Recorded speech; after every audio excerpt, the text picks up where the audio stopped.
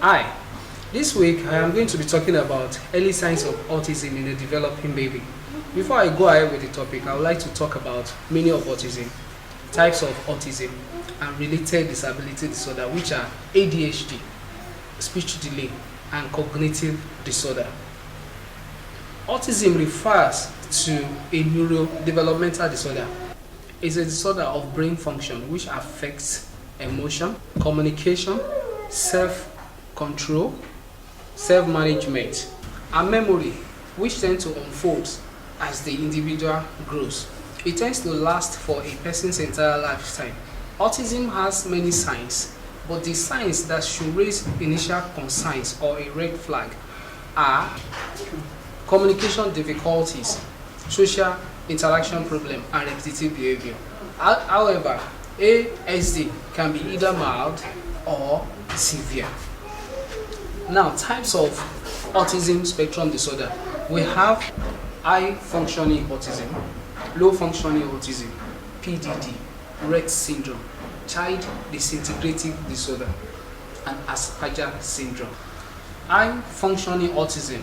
These are individuals who can speak, write, and take care of their daily living skills, such as feeding themselves, taking their bath, and do some other stuff. They may be independent. Low functioning autism are the individual with autism who has communication and behavior problem at a more intense. Asperger are individuals that are more intelligent. They can recite poems. They can read out to audience. They can do a lot of things in terms of academic.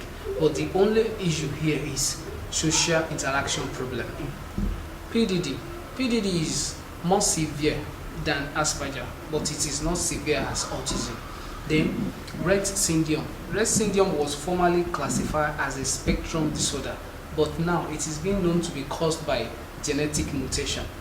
The last one is child disintegrative disorder. This is a child that will grow normally but will lose most of the skills the child has developed at the age of 2 to 3 years. Then the last point we're looking at before we now go into early signs of autism in the developing baby is related developmental disorder. People tend to take this as autism, but it is not autism. They are one, language and speech delay. The second one is fine motor skill, while the third one is cognitive disorder, and the last one is ADHD.